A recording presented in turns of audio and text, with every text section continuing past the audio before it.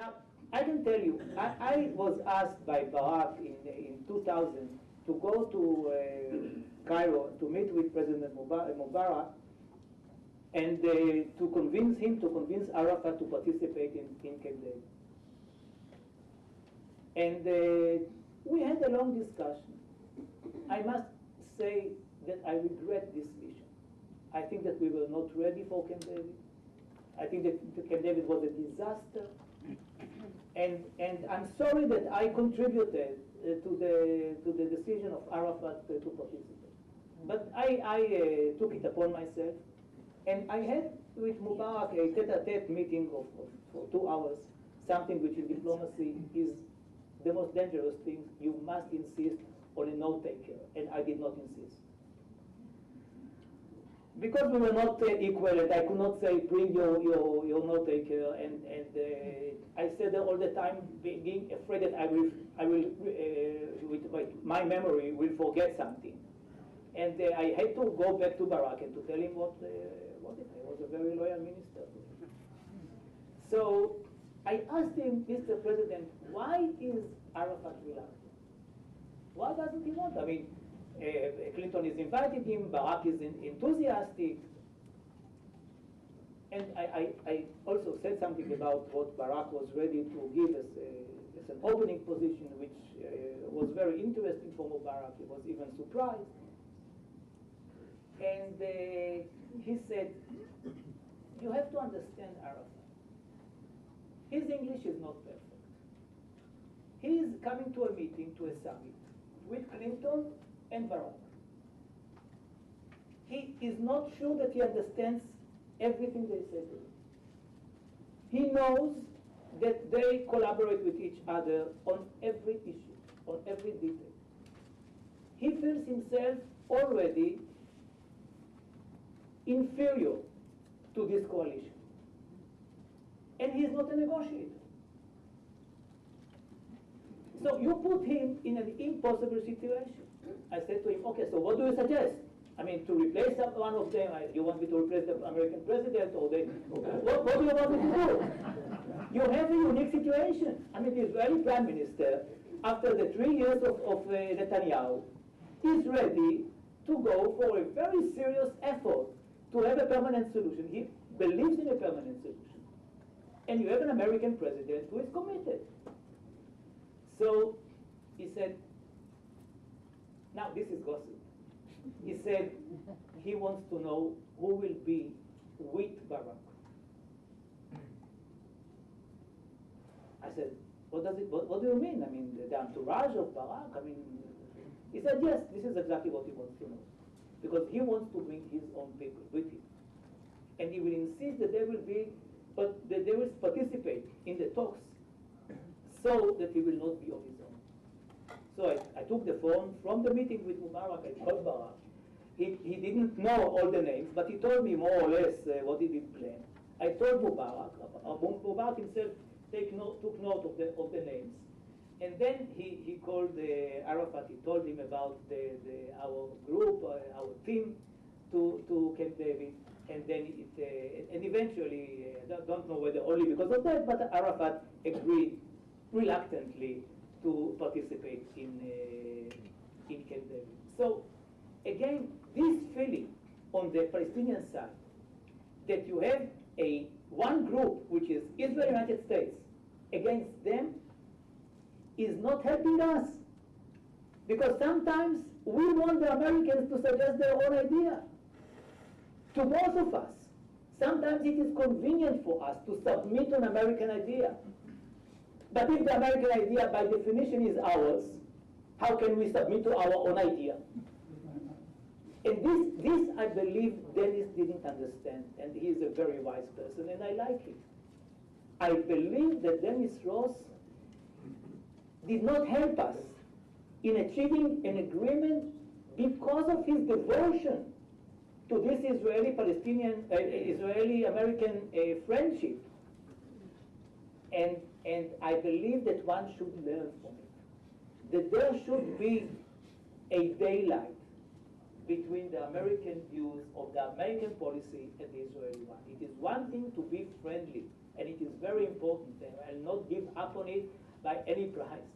But it is another thing to be seen by the other side as one group.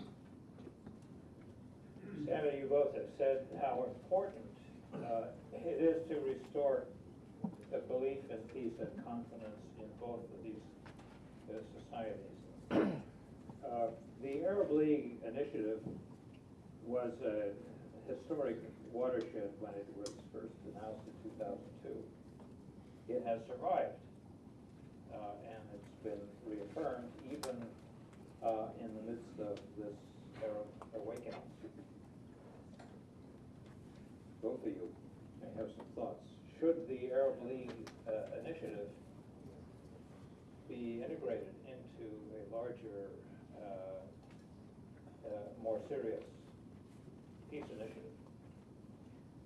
I think so. I think it is an important initiative, was put forward by the Arab countries, and it was the most beneficial, not only for Palestinians and the Israelis, but for the whole region as a whole, for a stable peace within the region, better opportunity for economic development in the region, for better relationship among the different societies in the region, and also solving all the problems. Unfortunately, the Israelis declined to accept that initiative till now.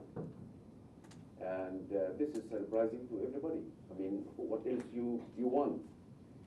Do you have really the interest on making a peace with the Arab countries and with the Palestinians? We haven't heard that from the Israeli government till now.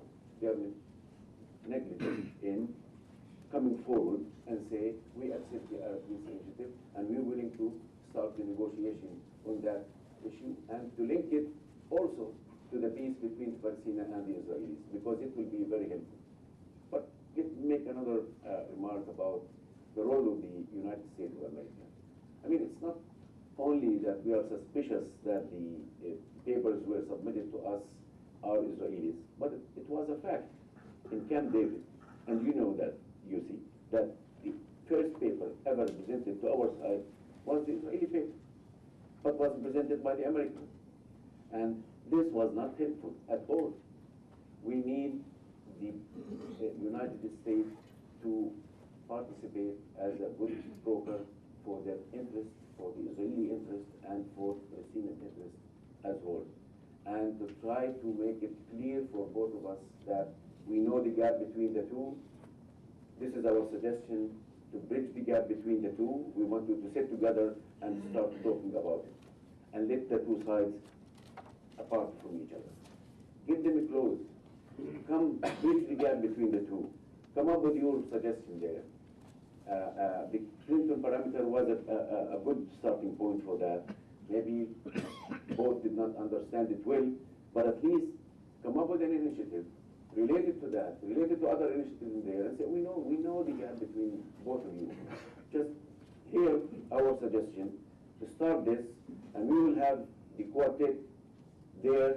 We have international community also to support, and try to do something on the ground so the Palestinian people can feel that there is something coming hopeful for their future, and they're working toward that. Unfortunately, till now, this is not happening, and this is make it very difficult for us to talk about the society in both sides. They both believe in peace. They both wanted peace.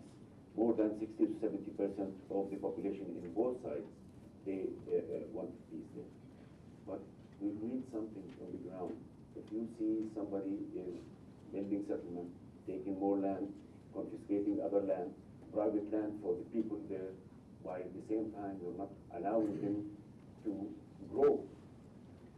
It's the same talk when you say it's a natural growth. There is a natural growth in the Palestinian side. We still have area A and area B, and that's it for us, and we have to grow only in those areas. This is what is bothering the people there, and they do not trust what is going on the ground here. You have to give people hope that there is something coming, and let the two parties sit together and start to talk seriously about issues that will known for all of us. Just the broker has to be more empowering himself and get in the middle and say, this is the gap, I'll bridge the gap between the two, and you have to start talking about it. Yossi, yes, please. Just a word about the Clinton parameters. I think that the Clinton parameters are the most important paper which was suggested to both sides by the United States ever about the solution. And on the one hand, it was too late. December 2000, less than a month before the end of Clinton's term. I believe that this was one of the reasons why it did not fly. And another problem is that we had a very tough debate in our cabinet whether to accept the parameters or not, and eventually we prepared the paper with some reservations. But generally speaking, we said yes to the parameters, provided that the Palestinian side will say yes to it. And eventually, after the time limit that President Clinton gave both sides, Yasser Arafat gave him an answer which the only interpretation of it was no. And I heard it from the president himself. I mean, he told me, because he did not say no. He said no. And at the beginning, we still hoped that maybe it was not a no. And eventually we understand. I mean, the president himself told me, Yossi, it's over. He said actually no to the, and until this day, after the death of Arafat and whatever, President Clinton cannot forgive Arafat for rejecting the Clinton parameters. But speaking about the Arab initiative, the Arab initiative was an earthquake. It was a big surprise, even to me. I did not expect something like this. And I only heard from Marwan Muashar in advance about some of the, and there was the Tom Friedman's article before it, but then it happened. Now, this was the dream of my life. I mean, to see something like this, all the Arab countries, unanimously, how come? Saying that they are ready to make peace and to recognize Israel, provided we are doing the things that we preached for all our lives. End the occupation and live in peace with our neighbors, right? Nothing could be better. And eventually, even 57, as Abu Mazen is saying, 57 Islamic countries were ready to add their support to it. We included it in the Geneva Initiative. It took place some months before, or during our negotiations. So this is part of the Geneva Initiative. We included it. What was the point here? On the one hand, it was not a surprise that Israel rejected it up front, because for the Sharon government to withdraw to the 67 borders, I mean, I don't think that any Arab country thought then that Sharon's government might accept the Arab initiative. They knew when they issued it that Israel of Sharon would reject it, and that's what happened. If you add to it the addition of the solution for the refugees, which was not the original Saudi initiative, but the addition which was given by the Syrians in Beirut, you can understand that there was no chance in the world that Sharon's government would support it. But then, what was the other surprise? The other surprise was that the Arab countries had, theoretically, a new, unbelievable tool. They should have used it as a hasbara. You know, there is an English word, hasbara. As, you know, against us, to convince the Americans, to convince the world, to say, here, you know, the Israelis always said that the real problem is not the conflict with the Palestinians, but that the Arab world doesn't recognize Israel. Here we are, the Arab world, just make peace with these Palestinians, and we recognize you. Nada. They were totally silent. You had two I am ready to argue. I'm ready to argue. Believe me, I talked with many of them. Two foreign ministers, the Egyptian one and the Jordanian one, were allowed. There was a committee to promote the idea of the Arab world. But if once there is a lecture about PR, the wrong PR, this was the worst PR in the world. It was kept half a secret. The Arab foreign ministers, the Arab leaders did not use it as a tool in order to tell the world, we are ready.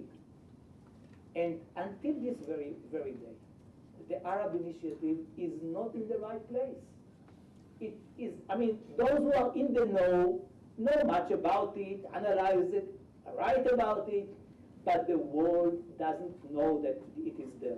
Even when Olmert, when he became prime minister, he was different than Sharon, said that the Arab initiative was a very important and positive development. He did not say, I accept it 100%, he didn't have to. But he was very positive about it. Again, it was not a big deal, because the Arab initiative was not a big deal enough. And I'm saying it even today, it did not die. I think that the Arab League should use the Arab initiative, should tell the world that there is readiness, should tell the Israeli public opinion that they are ready to have full relationship with us once we have peace with our neighbors. And regretfully, it has not been done.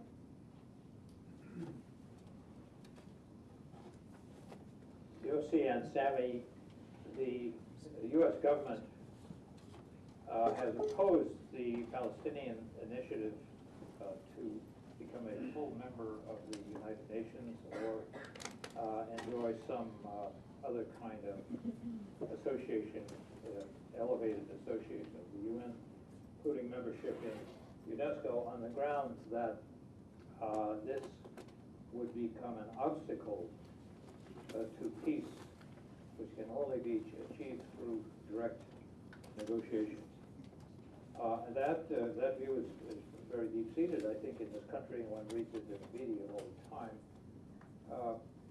Could both of you comment on the process of negotiations and what promise there is to continue this and make peace without some added ingredients, even if it is not a dramatic U.S.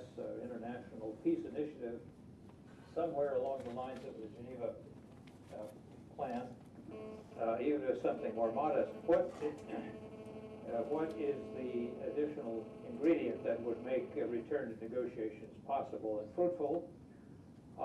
Or should the U.S. and the Quartet continue to insist only on return to direct negotiations? The reason that we went to the United Nations, mainly because there were no negotiations. We want negotiations to start immediately. And that was the main problem, that negotiations did not start. Settlements are taking place, facts on the ground are being established there, and we don't have anywhere to go. The United States did not play the role that they should do. What else to do?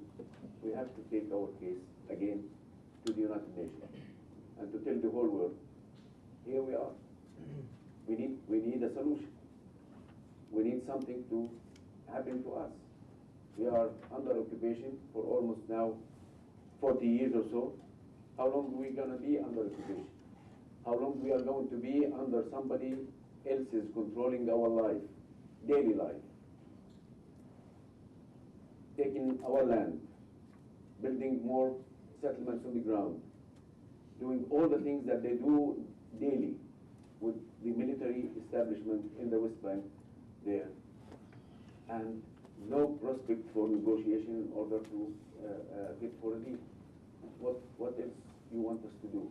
We want a peaceful movement, very peaceful movement, that we find the only way to go is to go back to the United Nations and to tell them the story. I mean, they know the story about us. But here we are, we said, things are not working. We want to be part of the international community as a state. We want to obey the laws and rules and regulations of you as a state. We want to behave as a state. We already have plans for a state building that was acknowledged by international agencies like the World Bank, the IMF, and the international community and the donor community as a whole. We have a plan for that, and here we are. We wanted to start to act as any other people in the world, with having our freedom, having our dignity, having our opportunity for the future, that we deserve it like any other people in the world. And this is our message was to the United Nations. Nothing was against the state of Israel or any other state. In the contrary, we said this will help and support the negotiation for the future and for a good relationship between the two states there.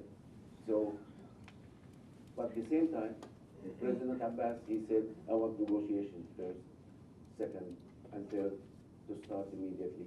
Just with us a framework for that. Let us start this, stop any activity on the ground that will be against reaching an agreement. And we are ready to sit and talk. That was not a difficult thing to ask for, but always the blame was put on the Palestinians for any act they wanted to do. Even for the Arab Peace Initiative, the blame was put for the Arabs because they did not enhance it.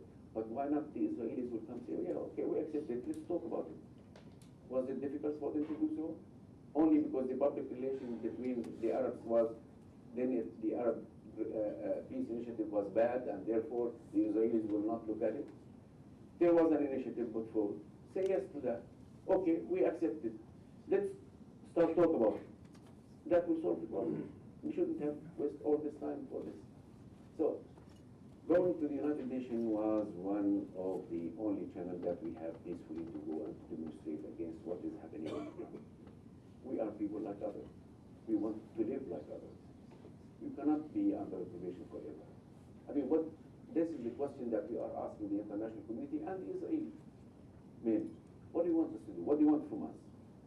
You want to control our life forever? Why? Why don't we have our freedom and dignity like any other people in the world, and to act like others, and to have an opportunity for the future like any other nation in the world? Why not? We need the international community and the Israeli people to answer us and to say why. Why not? This is the whole reason for us going to the United Nations. We still want to negotiate with the Israelis. And we said we have different models. One of them we are speaking about right now, and you all know this about it, at least now in Salem and all that. They know exactly. We work hard for that. Just look at it and let's start. Let's start to talk about it. But you cannot keep the situation as it is. The status quo is not helpful, not only for us, but also for the Israelis. This is a short term, the status quo. Longer term is not helpful for anybody. And there are changes are taking place in the region. Maybe you are all relaxed here, you don't really aware of this, or maybe you are aware but you take it simply this. No, it is not. It is a very serious issue that is taking place in the region. And this, for the first time, the young people and the new generation will take role in the decision making for that. And if any of you think that they are not with us to have our freedom and our dignity and our future for our opportunity for the future, will be mistaken. They are with us, and because they are looking for the same thing. They are looking for a better life, like we are asking for. So it's better to join efforts in order to make this peace a real thing, and not to keep talking about it and to keep about the peace process that is never end. There is a need a time limit for that in order to finalize this. And let us join the opportunity of the future. Let us try the opportunity for the future. We never tried it yet. We never had, and I mean, we've been blaming each other for a long time. Let's have a real peace, and let's see how it will work. I am sure the benefit of that will be much, much better than the way we are right now. And this is the role of the United States and the people here and the people who really wanted us or to see us in a better situation in the region there.